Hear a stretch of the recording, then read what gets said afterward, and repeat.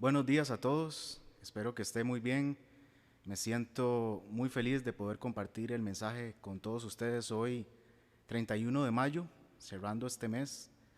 Hoy no sé por qué me puse esta camisa morada, no sé por qué, pero bueno, nada más voy a decir eso al respecto. Eh, Hoy vamos a compartir un mensaje que le he llamado cuarentena, tiempo para y puntos suspensivos. Y es que he reflexionado mucho acerca de para qué es este tiempo para nosotros como personas, como familia y como iglesia. Y hoy quisiera compartir con base en tres pasajes lo que Dios me ha hablado para reflexionar sobre esto y que quiero compartir con ustedes. Así que vamos a empezar. Y el primer pasaje es el pasaje que habla del tiempo por excelencia en la Biblia y es Eclesiastés 3. Eclesiastés 3. Entonces quiero que leamos Eclesiastés 3 del 1 al 5. Eclesiastés 3 del 1 al 5. Me cuesta porque es test 3, pero bueno, por más que lo ensayé, siempre me costó, pero ahí vamos. Entonces, Eclesiastés 3 del 1 al 5 dice de la siguiente forma, leo para ustedes. Dice, todo tiene su tiempo y todo lo que se quiere debajo del cielo tiene su hora. Tiempo de nacer y tiempo de morir. Tiempo de plantar y tiempo de arrancar lo plantado. Tiempo de matar y tiempo de curar. Tiempo de destruir y tiempo de edificar. Tiempo de llorar y tiempo de reír. Tiempo de endechar y tiempo de bailar. Tiempo de esparcir piedras y tiempo de juntar piedras. Tiempo de abrazar y tiempo de abstenerse de abrazar. Así que este pasaje es bien interesante porque nos presenta ideas que parecen contrarias, pero vamos a ver que no necesariamente es así. Y quiero empezar por la última. Por ejemplo, la última dice, es tiempo de abrazar y tiempo de abstenerse de abrazar. Eso me parece muy interesante porque si hay un tiempo que aplica eso de abstenerse de abrazar, es precisamente este tiempo que estamos viviendo. Este es un tiempo de abstenerse de abrazar. Pero hay algo bien interesante que se utiliza la palabra abstenerse. Abstenerse significa de que yo decido no hacer algo a pesar de que tengo la capacidad y los recursos para hacerlo. Es decir, yo antepongo a mi voluntad algo superior. Y ese algo superior siempre debe ser el amor. El amor. Y en este caso es el amor a los demás lo que me hace abstenerme de abrazar para algún día poder abrazar a los que amo. Así que sé que es un tiempo difícil en que hemos tenido que abstenernos de abrazar, pero ya llegará el tiempo en que podremos abrazar con libertad y sin temor a los que amamos. Pero mientras tanto es tiempo de abstenerse de abrazar. Ya nos abrazaremos. Ahora, otra idea que me pareció interesante, no voy a cubrir todas porque son muchas, pero voy a hablar acerca de las que son más relevantes, de las que más he reflexionado. Por ejemplo, dice tiempo de plantar y tiempo de arrancar lo plantado. Tiempo de plantar y tiempo de arrancar lo plantado. Y aquí he reflexionado mucho acerca del tema de los hábitos. Los hábitos. Este es un tiempo para plantar buenos hábitos y para arrancar malos hábitos. Por ejemplo, en este tiempo de cuarentena, mis dos papás cumplieron años. Mi papá 60 años y mi mamá 59. Acabo de decir la edad de mis papás en vivo en Facebook, la que me espera. Pero bueno, mi hermana y yo teníamos planeado hacerle una celebración a mi papá, porque cumplía 60 años, pero no se pudo. Y entonces le hicimos una fiesta virtual, vamos a decirlo de esa forma. Y algo que me llamó la atención en una de esas conversaciones virtuales con mi papá fue que él me decía esto. Él me dijo, acabo de cumplir 60 años y en mis 60 años nunca había cultivado el hábito de la lectura hasta ahora. Y entonces me empezó a contar cómo empezó a leer, cómo le empezó a gustar la lectura, todos los libros que se ha leído, los libros que se quiere leer, y el hombre está emocionadísimo porque cultivó, plantó en su vida en este tiempo el hábito de la lectura. Así que este es un buen tiempo para plantar buenos hábitos en nuestra vida.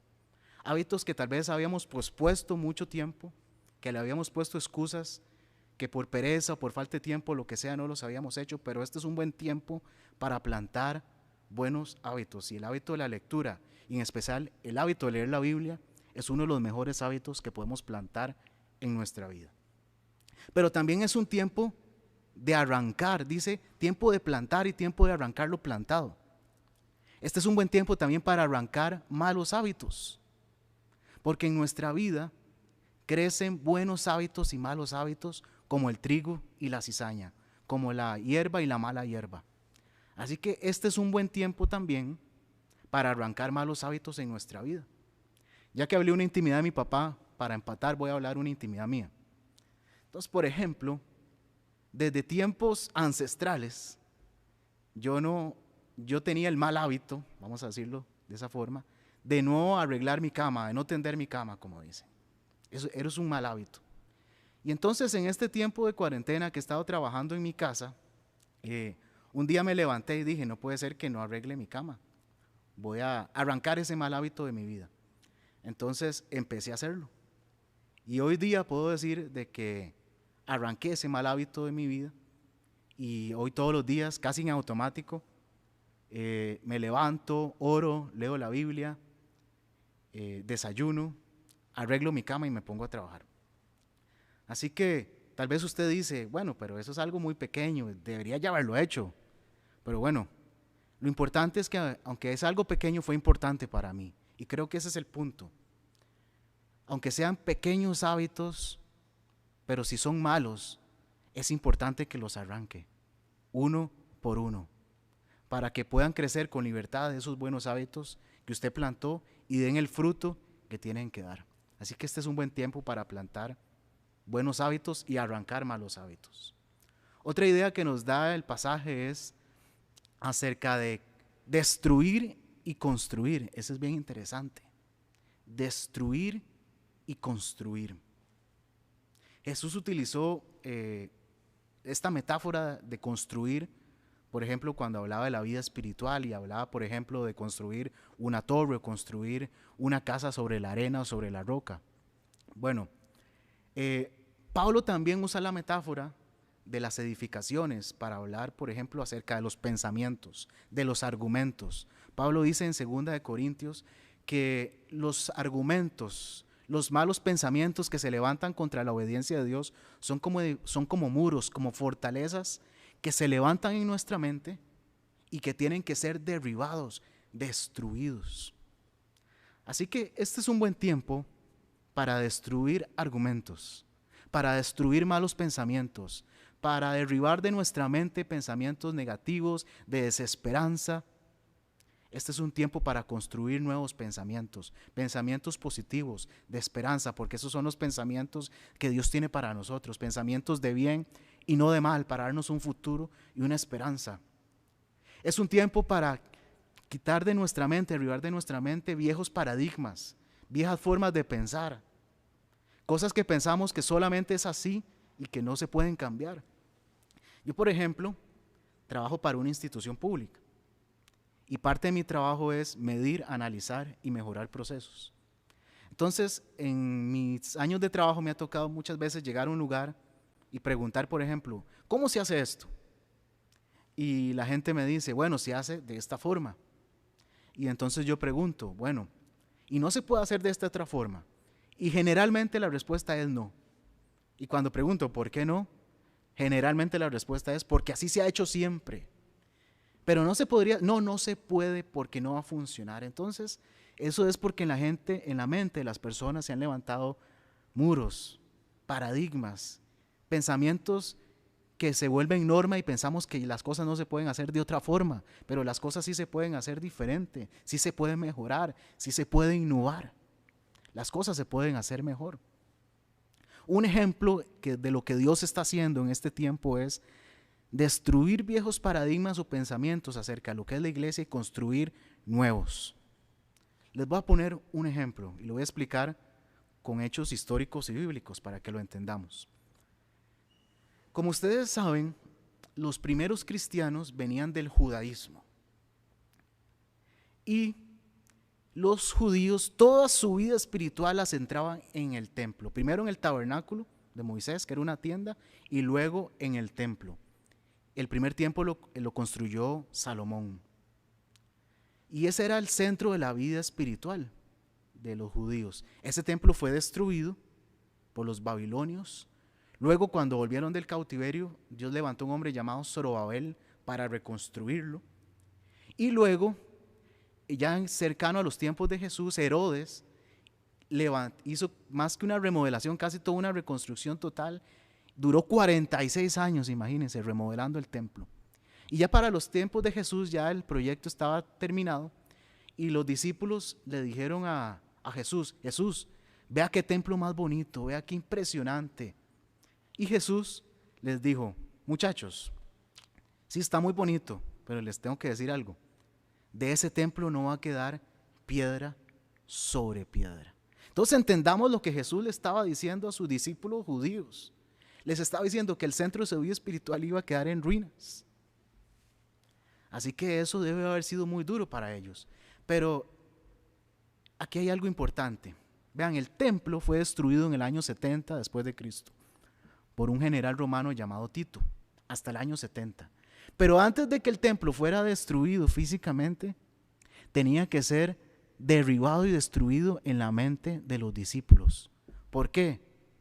Porque Jesús no estaba construyendo un templo con ellos. Jesús estaba construyendo una iglesia. Una iglesia. Y aquí viene lo importante. Porque iglesia no es un templo, no es un edificio, no es un lugar. Iglesia viene de la palabra eclesía. Y eclesía lo que significa es asamblea, comunidad, un grupo de personas que se reúnen y hacen comunidad, viven juntos.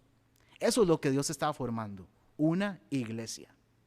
Así que los judíos tenían que sacarse toda esa idea del templo y aprender de que ahora tenían que ser una comunidad y que esa comunidad se trataba de compartir de Jesús, de compartir unos con otros, de compartir la palabra, de alcanzar a otros, de reunirse en casas, de orar unos por otros, de eso se trataba. Ahora, ¿cuál es el problema que hemos tenido por muchísimos años? Que hay otra palabra diferente para iglesia, que es church. Church. Es la palabra que se utiliza en inglés para iglesia. Y church no tiene ninguna relación con eclesía, sino que deriva de una palabra alemana que se llama Kirche. Y Kirche significa edificio. ¿Qué es lo que pasó en la mente de la iglesia por mucho tiempo? Que lo que se edificó en la mente de lo que es iglesia no fue eclesía, fue church. De que la iglesia es un lugar. Y vean que es así, que vean que cuando nos podíamos congregar, ¿qué era lo primero que decíamos? Vamos a la iglesia. Vamos a la iglesia. Cuando la iglesia no es un lugar al que vamos. La iglesia es algo que somos, que vivimos y de lo que somos parte.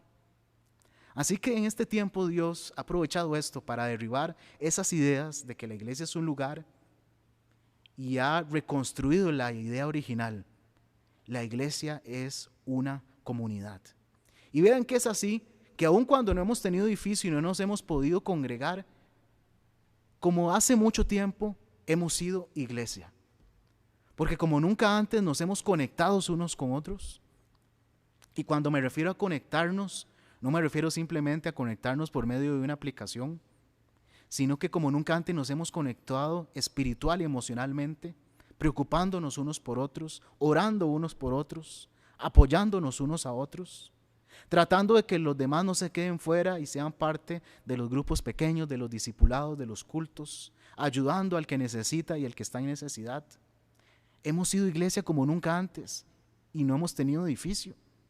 Y eso es lo que Dios nos ha recordado, que la iglesia es más que un edificio, porque un edificio sí es importante, pero es una herramienta, es un medio, pero no es un fin en sí mismo. Es tan solo una herramienta. Y este tiempo nos ha enseñado qué es ser iglesia. ¿Qué es ser iglesia? Tenemos que construir en este tiempo la iglesia del futuro. Y de nuevo, cuando hablo de construir la iglesia del futuro, no me refiero a construir un templo o un edificio, sino cómo vamos a hacer iglesia en el futuro, en un tiempo de globalización, de digitalización, de posmodernismo y de pospandemia. ¿Cómo vamos a hacer una iglesia relevante en los tiempos que vienen? Y eso lo uno con la siguiente idea que quiero compartir con ustedes. ¿Cómo construir la iglesia del futuro? Y para eso quiero que leamos otro pasaje. Y está en Primera de Crónicas. Vamos, busquemos juntos. Primera de Crónicas 12:32. Primera de Crónicas 12:32. Y quiero leerlo para ustedes. Dice así: de los hijos de Isaacar, 200 principales, entendidos en los tiempos, y que sabían lo que Israel debía hacer, cuyo dicho seguían todos sus hermanos. Ahora tenemos que entender este pasaje en su contexto. Este pasaje, 1 Crónicas 12, es la descripción del ejército de David. Y si usted lee de un inicio en 1 Crónicas 12, usted verá que ahí se hace una descripción de todos los que conformaban el ejército de David, los valientes, los que sabían utilizar el arco, la flecha, la lanza, la honda, y empieza a hacer una descripción de todos ellos. Pero cuando llega a Isaacar, a la tribu de Isaacar, dice que los hijos de Isaacar, su habilidad para el ejército no era saber utilizar la lanza, no era saber utilizar el arco, sino que su habilidad y soporte al ejército era que eran entendidos en los tiempos. Es decir, ellos eran la parte estratégica del ejército, la que le decía a David cuándo pelear y cómo pelear, cómo acomodar sus tropas y sacar el mejor provecho para ganar.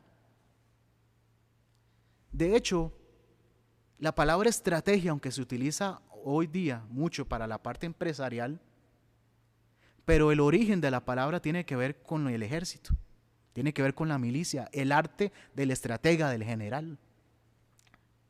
¿Qué quiero decir con esto, mis queridos hermanos? Primero, uno, que nosotros no debemos entender estos tiempos como todo el mundo, sino que debemos entenderlos a la luz de la palabra y lo que el Espíritu está diciendo a la iglesia. Y que todo eso que Dios nos está hablando tenemos que convertirlo en estrategias. Porque le quiero decir algo. Esto que estamos viviendo, y con esto no quiero sonar negativo ni alarmista, pero lo digo con mucho temor de Dios, pero lo que estamos viviendo no se compara con las batallas que tendremos en el futuro. La iglesia va a tener que librar batallas más difíciles en el futuro, y Dios nos está dando este tiempo para prepararnos y generar las estrategias para poder ser la iglesia del futuro, enfrentar esas batallas y salir victoriosos. Este es un tiempo de preparación estratégica. Tenemos que pensar estratégicamente. ¿Qué es lo que viene? ¿Cuáles son las batallas que vienen? ¿Y cómo las vamos a ganar? Ahora, pensar estratégicamente es pensar creativamente y pensar con esperanza. Creativamente, y por eso les hablaba antes de que es necesario muchas veces destruir viejos paradigmas, viejas formas de pensar, porque Dios necesita quitar todo eso para que se despierte la creatividad que por mucho tiempo estuvo dormida, pero que en medio de esta crisis y esta prueba se ha despertado en las familias, se ha despertado en los negocios y se ha despertado en la iglesia. Dios ha despertado la creatividad, siempre ha estado ahí, pero estaba dormida, porque estábamos muy cómodos, porque pensábamos que las cosas se tenían que hacer siempre de la misma forma. Pero Dios nos ha enseñado en este tiempo que las cosas se pueden hacer diferente, se pueden hacer mejor. Así que Dios ha despertado la creatividad. Y lo otro muy importante, pensar con esperanza, no con negatividad, no pensando que todo está perdido, sino que aún hay esperanza y de que Dios nos puede y que Dios puede hacer grandes cosas con nosotros, de que aún no hemos visto lo mejor para nuestra vida y para la iglesia, y que aunque van a venir batallas muy fuertes, porque van a venir, pero que también van a ser los tiempos donde vamos a ver como nunca antes la gloria de Dios en nuestras vidas, en las familias y en la iglesia. Así que es un tiempo de construir la iglesia del futuro, las estrategias, y prepararnos para lo que viene, porque en el futuro ya no vamos a tener la misma excusa de esta vez, de que no lo esperábamos, no sabíamos. Dios nos está dando este tiempo para que entendamos los tiempos y nos preparemos para lo que viene. Muy bien, ahora voy a hablar un poco más de eso. Ahora quiero hablar también de otra cosa importante y luego voy a unir todo al final. Quiero que leamos Santiago 1. Santiago 1. Del 2 al 5. Santiago 1, del 2 al 5. Dice así: hermanos míos, tened por sumo gozo cuando os halléis en diversas pruebas, sabiendo que la prueba de vuestra fe produce paciencia. Mas tenga la paciencia su obra completa, para que seáis perfectos y cabales, sin que os falte cosa alguna. Y si alguno de vosotros tiene falta de sabiduría, pídala a Dios, el cual da a todos abundantemente y sin reproche, y le será dada. Este es un tiempo de espera y es un tiempo de prueba. Y Santiago nos dice que este es un tiempo que Dios utiliza para generar en nosotros paciencia. Paciencia. Ahora, ¿qué significa paciencia en la Biblia en este pasaje en particular? Es bien interesante. La palabra de la cual se traduce paciencia es una palabra griega que es hupomone. Hupomone, así se dice. Y hupomone significa literalmente permanecer bajo. Permanecer bajo. Eso es lo que significa paciencia en la Biblia. Permanecer bajo. Ahora se lo voy a explicar con este ejemplo. No voy a ponerlo 40 años como Moisés.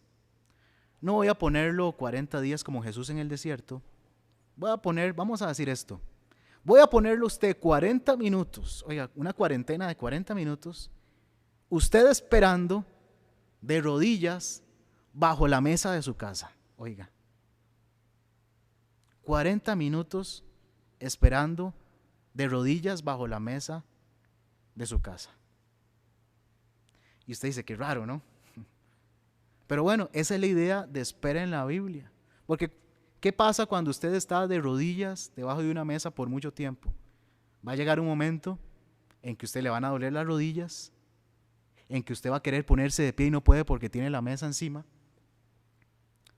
Pero esa es la espera que habla la Biblia y es la espera que produce resultados. Es la espera que dice Santiago que produce una obra completa en nosotros. La espera que produce resultados en nosotros es la espera que nos incomoda y nos limita. La espera que nos incomoda y nos limita. Este es un tiempo para incomodarnos. Y cuando hablo de incomodarnos no me refiero a que en vez de ver televisión acostado ahora la va a ver sentado. Eso no se vale. Eso no es incomodarse. Incomodarse tiene que ver con lo que hemos hablado. Incomodarse tiene que ver con plantar nuevos hábitos, con arrancar malos hábitos, con cambiar nuestra forma de pensar. Tiene que ver con aprender cosas nuevas. Tiene que ver con desafiarnos. Por ejemplo, algo que ha incomodado a muchos en este tiempo ha sido el tema de las reuniones virtuales. Por ejemplo, mi papá, hoy solo estoy hablando de mi papá. Mi papá era uno que estaba al principio reacio, negativo a este tema del Zoom y todo esto, ¿no? Me decía, no, eso es muy complicado, ¿no? Y hoy día mi papá tiene cuenta propia de Zoom y va a dar una charla en Zoom en su trabajo.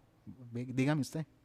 Entonces, este ha sido un tiempo en que Dios nos ha incomodado. Si vamos a salir a algún lado que no sea de la casa, que sea de nuestra zona de comodidad. Incomodémonos un poquito. Este es un tiempo para desafiarnos, porque no podemos desaprovechar este tiempo, tenemos que aprovecharlo. Y para que este tiempo sea aprovechable, tenemos que incomodarnos. Tenemos que incomodarnos. Y lo otro es aprender a respetar y aceptar los límites que tenemos y que nos imponen. Respetar los límites. Así como la mesa nos pone un límite de que hasta ahí llegamos. En este tiempo en que hay más convivencia familiar, este es un tiempo para aprender a respetar los límites que nos ponen los demás. Es un tiempo para respetar los límites que nos ponen las autoridades, los límites y las restricciones. Y este es un tiempo para aceptar los límites que tenemos como personas y como seres humanos. Somos limitados, tenemos un límite. Por ejemplo, los judíos entendían muy bien esto. Iba a traer un sombrerito que se llama kipá. Se me olvidó, perdón.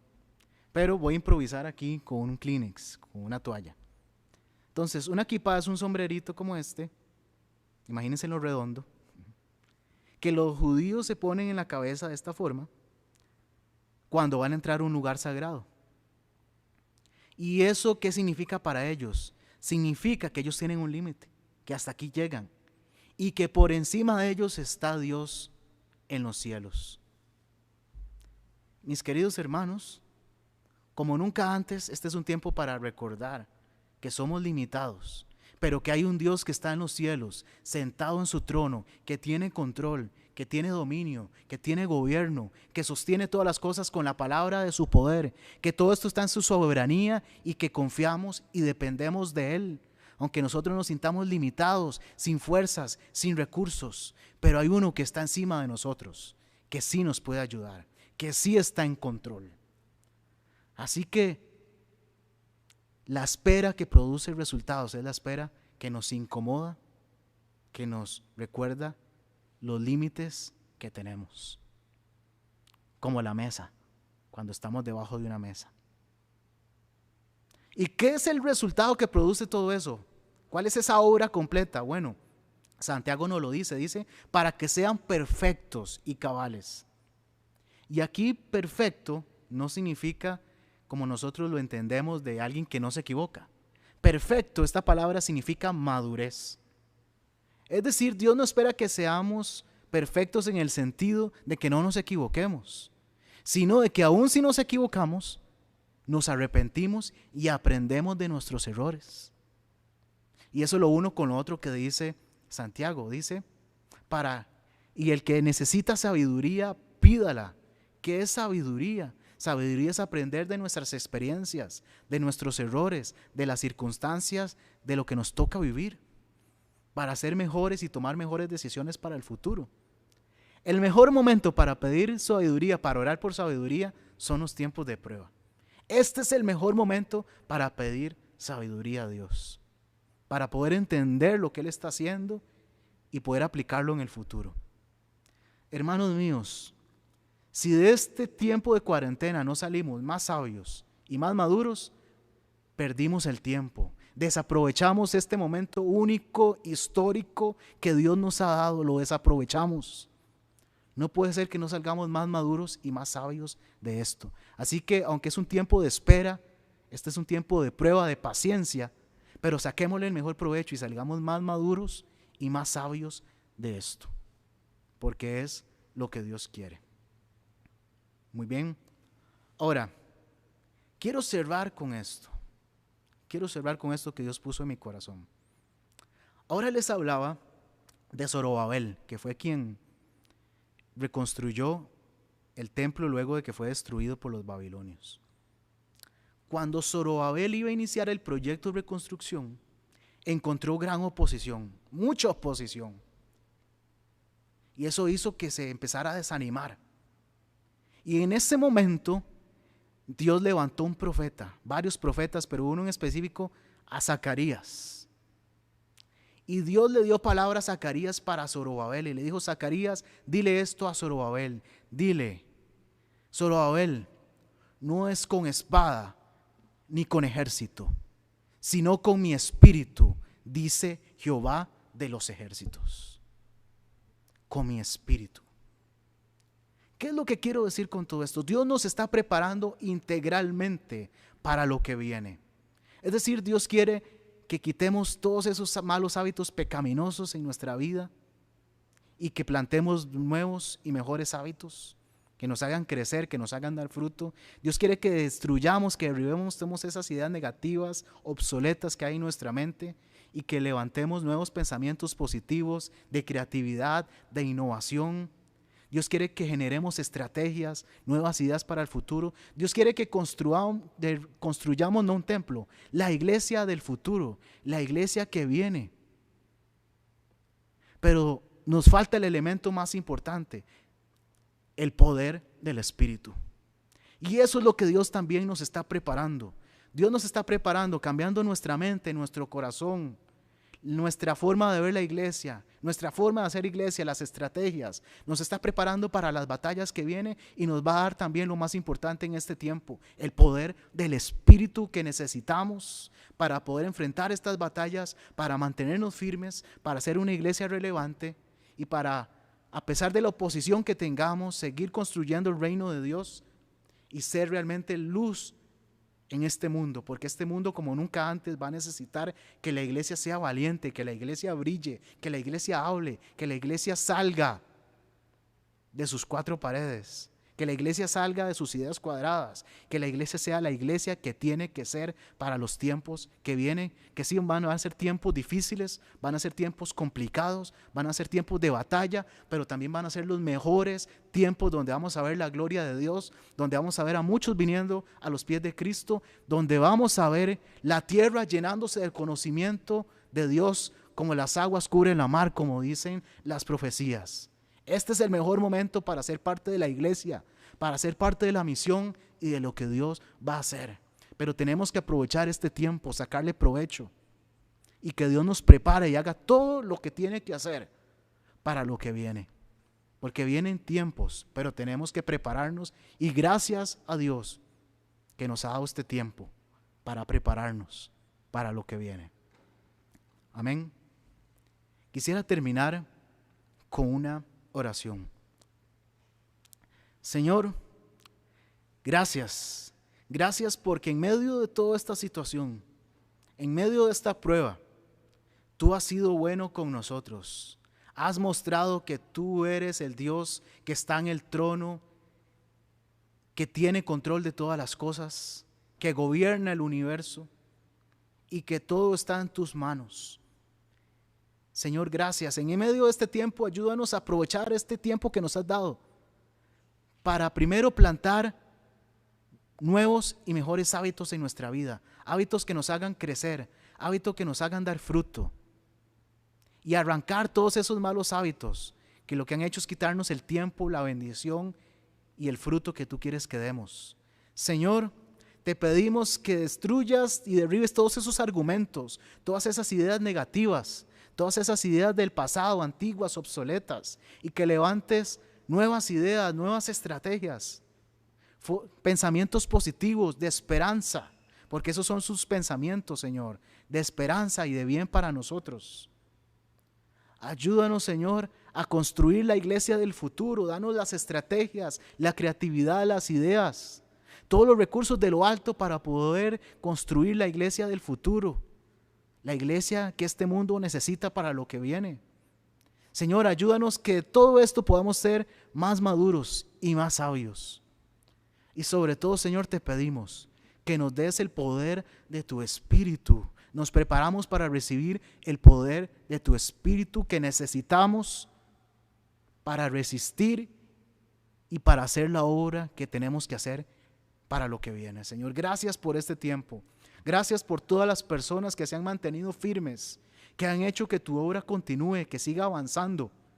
Pero, Señor, síguenos preparando nuestra mente, nuestro corazón, nuestro espíritu para lo que tú quieres hacer con nosotros. Son tiempos difíciles, pero también son tiempos maravillosos. Así que muchísimas gracias, Señor. Aquí estamos para hacer tu iglesia en medio de estos tiempos. En medio de estos tiempos, aviva tu obra, Señor. Te lo pedimos en el nombre de Jesús. Amén, amén y amén. Muchas gracias. Espero que este mensaje haya sido de edificación para sus vidas y espero que nos volvamos a ver pronto. Dios les bendiga y muchas gracias.